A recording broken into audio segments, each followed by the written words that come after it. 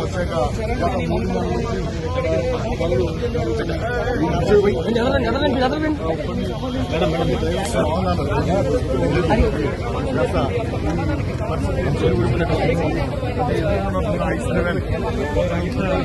ప్రమాదం జరిగింది.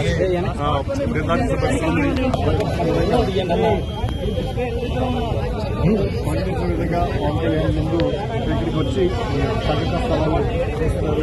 తర్వాత ఇప్పుడు ఎక్కడి నుంచి బయలుదేరి పిఠాపురం వెళ్తారు. పిఠాపురంలో ఇక్కడ గోకులాన్ని ప్రారంభిస్తారు. ఆ తర్వాత సంక్రాంతి సంబరాల్లో పాల్గొంటారు. అయితే ముందుగా ఈ ఘటనా స్థలాన్ని పరిశీలిస్తానని చెప్పి పవన్ కళ్యాణ్ ముందుగానే చెప్పడంతో ఒకసారి చెప్పడంతో ఇక్కడ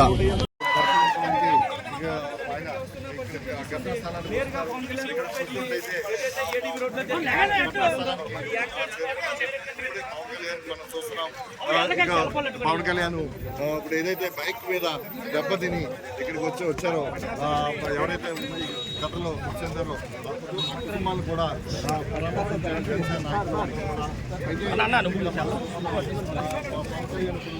ఏదైతే స్పాట్ ఉందో స్పాట్ లో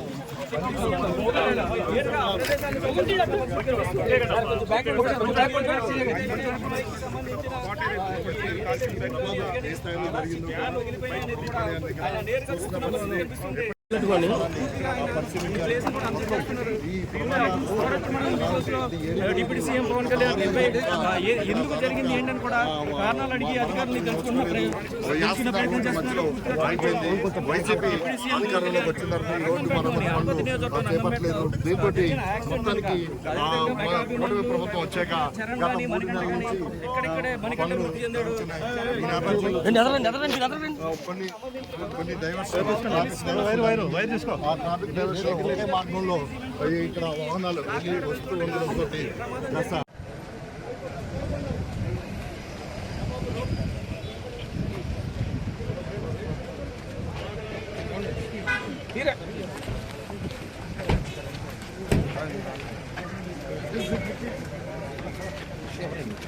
ఉందన్నా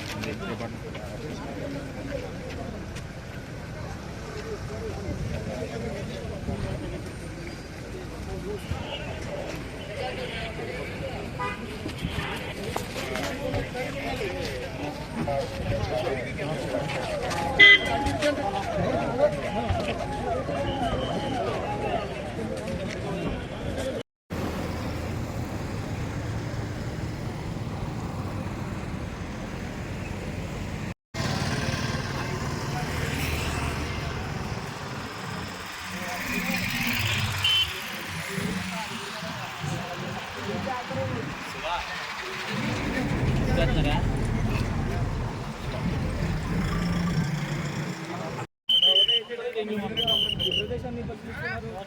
ఇక్కడికి మరికొద్ది సేపట్లోనే డిప్యూటీ సీఎం పవన్ కళ్యాణ్ చేరుకుంటారు.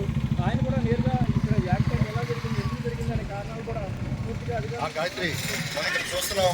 ఒక 2-3 నిమిషాల్లో డిప్యూటీ సీఎం పవన్ కళ్యాణ్ చేరుకుంటారు.